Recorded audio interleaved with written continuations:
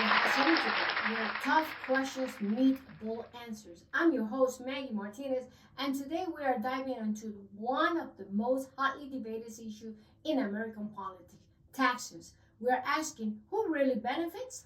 Under the Trump administration, sweeping tax cuts were passed with the promise of economic growth, job creation, and relief for the working Americans. But years later, the debate is still on. Are this tax break truly lift middle class, or did they tip the scale even further in favor of corporations and the ultra wealthy?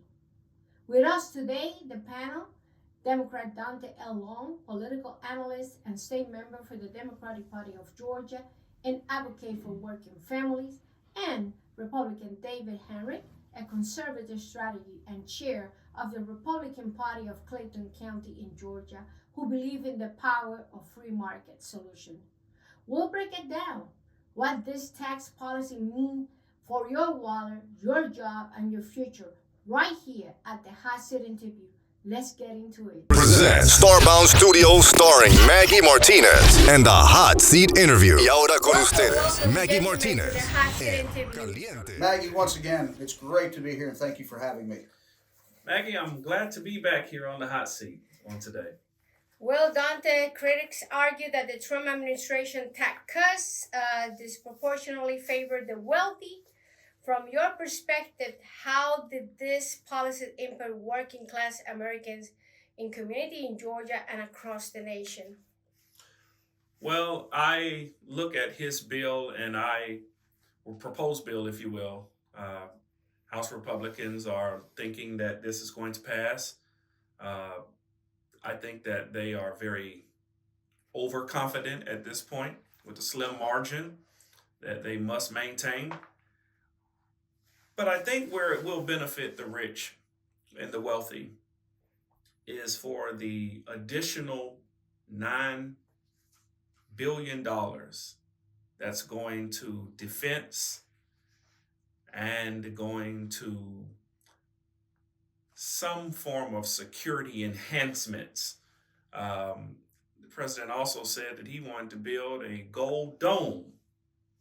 I haven't seen any sketches or anything that would give us a realistic overview of what he's talking about, but he wants an additional billion or so dollars for that in this new budget. So when I hear things like that, I really hear that the president is interested in spending money where it benefits he, himself, and his buddies that are in defense, that get the contracts, that maintain the border and other things like that. How that has a real effect on low income and working class Americans, yes, the president has said that he does not wish to impose any additional taxes or taxes at all on tips, on overtime.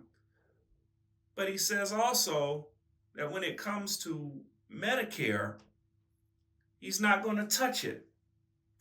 But he is going to be concerned about waste, mismanagement, and things of that sort. So I'm very curious as to see if he holds on to that promise, which I doubt he does. Many opponents said that if they continue at the rate that they're going, by the time of 2030, 7.5 million individuals will no longer have Medicare. Well, don't forget to tune in on YouTube every Thursday. I wrote a book. It's called The Secrets of Campaigning. So you're planning to run for office or somebody that you know, buy this book, because this is like the Bible in terms of running a campaign. All the secrets are here. So please, you could find it on Amazon. And click, subscribe, share. And also, if you could send a donation through starboundpr.com to keep the show running, that will also help the show. Well, David, supporters of Trump tax reform say they stimulate the economy and create jobs. Can you walk us through how these tax breaks help the average American, not just high-income earners? Yes, I'll do what I can in the little times. I think this is one of the many subjects and topics we touch on that actually is just an ongoing storyline, if you will. The Council of Economic Advisors said that these tax cuts have delivered results. They predicted growth in the economy and increase in real wages. Now, we can look at the difference. The 5 years following the Trump tax cuts have produced an additional $170 billion per year above what the Congressional Budget Office post prediction was in 2017. Now, when you look at that, that's across the board. Granted, if you're making $1 million a year versus say $500,000, I'll just use the easy round numbers, or we can go $500,000 versus $200,000 a year. Either or, the percentages increase the more you make. That's just like us paying taxes. When your house is worth, say, $500,000 versus a $200,000 house, percentage-wise, the same percentage you're going to pay more is going to be a bigger increase in the dollar amount. Now, overall, we're looking at tax cuts and even working through the Small Business Administration, which we're going to get into in just a little bit further. But we're looking at economic growth from the permanent extension of that 20% tax cut for the SBAs. And we all know how many small businesses in our communities there are. The small business is really a good catalyst for economic growth. And if you want to go to the live, play, and work in your community, small businesses in your community is where it starts at. So right now, yes, the tax cuts have proven to stimulate the economy and also to provide wage increases and jobs for the American public. Well, the 2017 tax cuts and slash corporate tax rates and provided temporary relief for individuals. And this question is for both. We're going to start with Daunta. Do you believe this approach strikes a fair balance between business growth and household relief? Why and why not? Well, Maggie, I think there are two sides to the coin on this. Yes, I think that it has given some temporary relief, but when you still look at how many families in America are living below the poverty line, when you look at how many, I think Dave Ramsey says this all the time, the conservative talk show host, that most Americans still don't have more than $1,000 in their savings account, less than 3 months of household expenses on hand. I still don't see how these tax cuts really are helping working class America. David? Well, we also have to look at, remember the tax cuts, everything changed in 2020. Everybody forgets we went through COVID. So look at how much of the economy was shut down. Jobs closed, businesses closed, schools shut down. And to me, the only thing which I really still can't believe, that they were closing down churches and left liquor stores open. That was, I mean, come on, folks, really, seriously. But I, to a point, understand that, but here again, then I don't. So for those year and a half, think what a hit the economy took because of COVID. Everybody lost money. I mean, just think of what, our 401ks dropped. Unemployment, poverty level here went up an additional 11%, the poverty level. We're one of the hardest hit areas here in Georgia. Now, saying this, the past couple of years, even with the tax cuts, the economy's opened back up. We're playing catch up. Remember, you're not going to get that year and a half, 2 years of lost income back. It's not going to happen. I know, speaking from, and I'm sure Dave Ramsey would agree, the time it took our 401ks and everything else to catch back up to where it was is investment time that has been lost. Now, one of the best things when we're talking a corporate tax rate is it's a flat tax. It's 21%. That's a good thing across the board. Reason being, depending on what the corporate could do, and that's where they have tax experts for this. What if they bought more equipment or facilitated more deductions? Could they themselves drop that tax rate below 21%? Personally, yeah. If you have the right people and right stuff, yes. However, they're locked in at 21%, so they cannot go below that. It's a flat tax. Now, we know when we tax businesses, they've got to pass that tax on to somebody. Whether it be, most of the time, it's going to be the consumer. Something similar to what Daunta and I have discussed about tariffs. Tariff is a tax on the imports. If you tax directly a business on their income or whatever, they're going to pass it on unless they're big enough to absorb it. And here again, we just started talking about small businesses. A lot of them can't. So we have passed, thank goodness the Republicans, yes, we're passing the tips. We're eliminating tax on tips, eliminating tax on overtime. Social Security we're still working on. I would like to see that passed. I would also like to see, along with Social Security, the elimination of that tax. I would like to see the level at which people get taxed Social Security to be increased to offset this. So if you're making $500,000, $1 million a year, I believe you can pay a little bit more Social Security tax. That's just me. Well, Daunta, many low and middle income families in the U.S. and here in Georgia too will still struggle with healthcare costs, housing, inflation. In your view, did the Trump tax policy offers any tangible relief to them, or did it widen the gap? Maggie, I'm going to say this again for those that may just be tuning in. With this proposed tax bill, if House Republicans are able to make the modifications that they want, even though the president has said that he's only interested in addressing misuse and waste, fraud and abuse, those, it's a little tagline that he uses.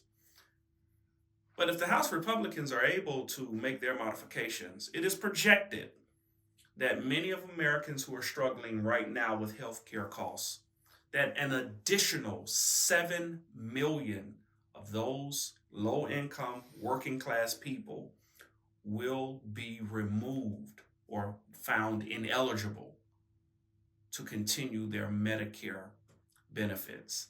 Now, to answer your question, that will absolutely widen the gap further. Well, David, small businesses, owners, and farmers are often cited as beneficiaries of tax cuts.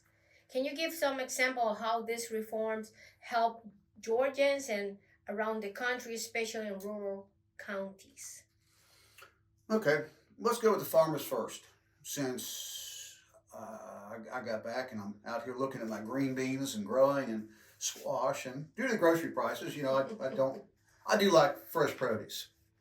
And I'll be bringing some of that on the show to spread around. But anyway, farmers, with the Internal Revenue Service, the conservation tax break that's available to farmers, they can get up to 25% of their gross income. Now, not net, remember, gross, before tax income, very important for conservation expenses, such as soil and water conservation, which any person that runs a garden, or especially these large acreage farms, when it's raining, it's beneficial. But when your soil starts leaving, you're losing nutrients and a place to plant. I mean, we've heard soil erosion fill in ditches, streams, and creeks, which here again, now the farmers are trying to maintain that to keep our water supply. So there is an incentive right there. Also, they have the deductions for the equipment, utilities, insurance, repairs, and building maintenance that goes along with this. Like I said, you don't want to leave your equipment out in Mother Nature. That increases your maintenance costs. Or when you have to do maintenance, if you can't get it somewhere, a lot of these farmers are out literally in the middle of nowhere. They do their maintenance, as we say, in-house. It's done on the property. So there are deductions in this to help the farmers with their costs. Now, when we go to small businesses, in there we have lower tax rates which are pass-through businesses, as in S corporations, LLCs. You think your 20% of the quality business income deduction, the expansion of the R&D tax credit, it's also in there for these technical startups.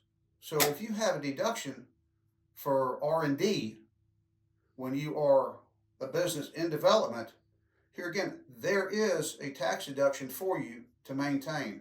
In which, Daunta and I talked a little bit about this, about different costs and everything else.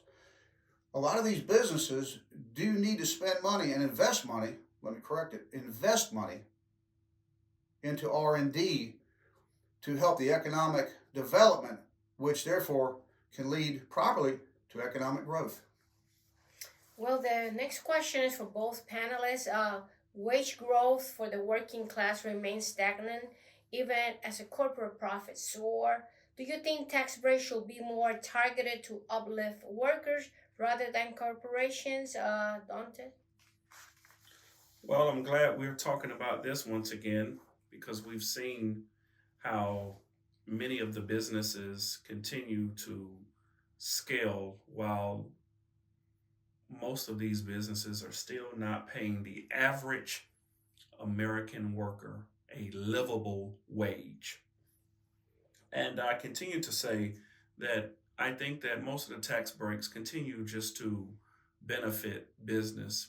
And I know that sometimes my opponents will talk about how small businesses are made better. But the truth is, most of the businesses that the average worker is working for is a large business employing over 1,000 or more workers. And if most of them are only earning minimum wage or $1 or $2 above minimum wage, then no, it does not uplift the American worker. David? Well, if you're a union worker with the UAW, you just got a nice raise during the former administration, so I know you're doing good. 32-hour work week, $42 an hour. You're doing fantastic. So, should we increase the tax on the automotive industry? If we do, they're going to theoretically, they'll pass it down to when you buy your new car. I mean, right now, the Biden administration, or not the Biden, but the Trump administration wants to continue with the $2,000 tax credit. Okay? That is a direct credit for families with children. If you remove this tax, if this tax bill fails, that's going to go away. It's going to get cut. Also, you have to look at this, that 91% of all taxpayers, their guaranteed deductions will be slashed in half. 26 million of your SBAs will be hit with could be hit with a 43.4% top tax hikes. And the average taxpayer could see a 22% tax hike. Now, what we're looking at is your individual tax deduction of $15,000, married filing jointly at $30,000, which benefits everybody. Now, when we look at overall, we know that a lot of the big businesses, and I'll use Delta Airlines for example, they had a very profitable year. They gave their employees a big bonus. Instead of a raise, they gave them a bonus. They've done this before. And a lot of companies, corporates, we used to get bonuses at Christmas. Of course, being retired, I'm not with the dealership anymore, but if we were profitable, if we earned it, and we helped the dealership go into profit, a lot of major companies or big companies are also operating on this. Well, some Democrats call for increasing corporate taxes, Daunta, to fund social programs. Is this a sustainable path forward, or this is a risk driving businesses out of the U.S.? Maggie, as usual, this is a double-edged sword style question. I think that there are many social programs. We talked about several shows ago what's going on with the Department of Education. We've talked about what is happening with a lot of the nonprofits. And when you look at some of my counterparts asking for increase in corporate taxes, that is simply to help those who are disproportionately marginalized. And Democrats will always get in trouble with this because we are always looking out for those who, in many ways, cannot look out for themselves. Now, will this force uh, many businesses? I think there will be some businesses that will leave, but when you talk about education, when you talk about nonprofits that serve in our community, these are many things that will help strengthen most of our communities, that will help us develop new entrepreneurs, and that will help us uh, help the economy. And if it does cause for a few of those companies to leave, then so be it. Well, David, with the corporate tax rate reduced to 21%, some say corporates or corporations are not reinvesting enough in American jobs. How do you respond to the idea that these cuts lead to stock buybacks instead of wage increases? Well, remember, stock buybacks can be allocated for employee compensation. You hear a lot of the executives and what some of these guys are getting paid. I'll be one of the first people to stand up and go, no, they're getting too much.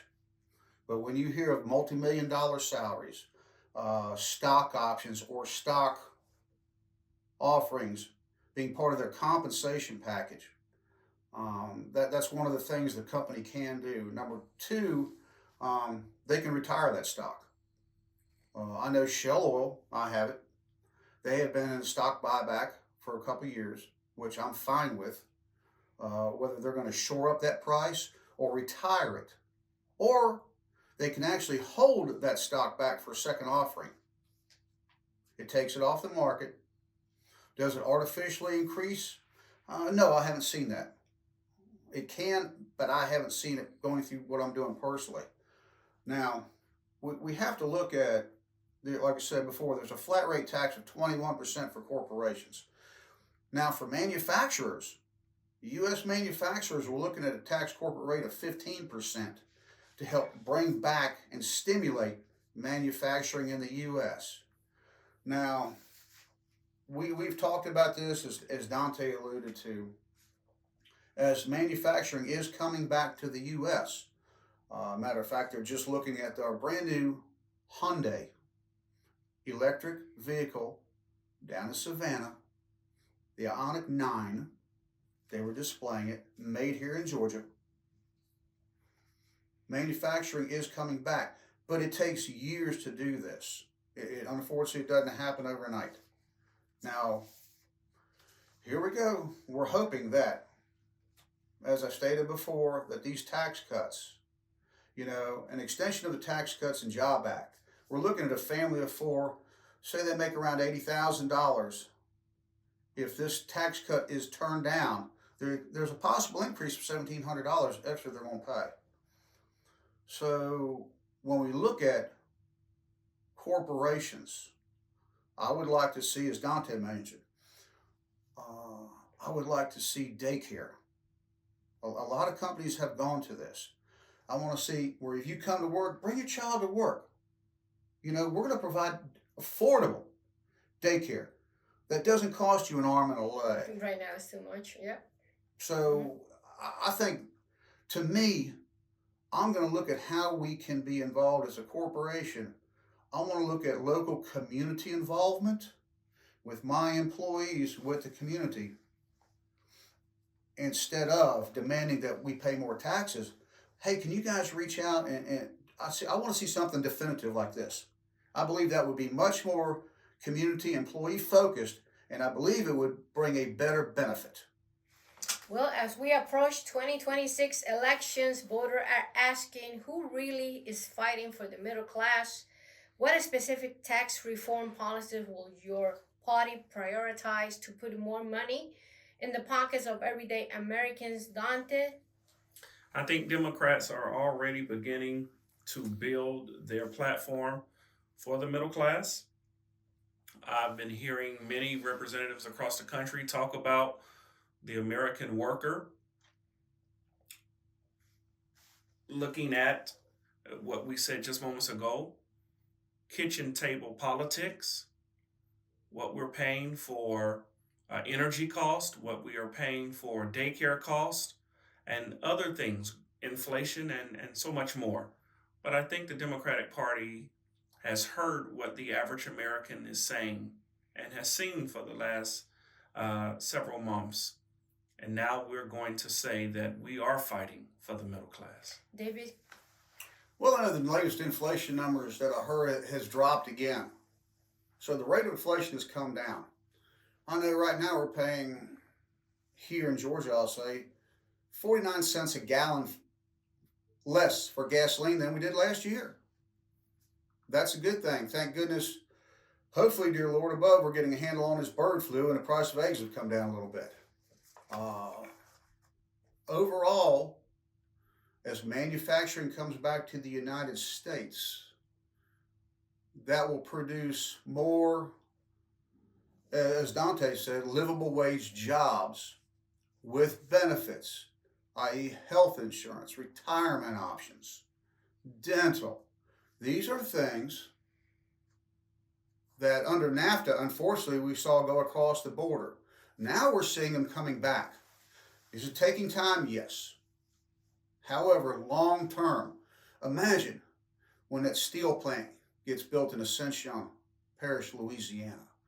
Imagine when Honda gets that car manufacturing plant up. Imagine when Taiwan Semiconductor, when those plants in the research and development open. These will be very good paying jobs here in America, which are going to benefit the citizens and taxpayers of the United States. Well, tonight's conversation pulled back the curtain of one of the most important and polarizing issues facing our nation. Who truly benefits when tax policy is written behind closed doors? We will see. I'm Maggy Martinez, the Hot Seat Interview. Until next time.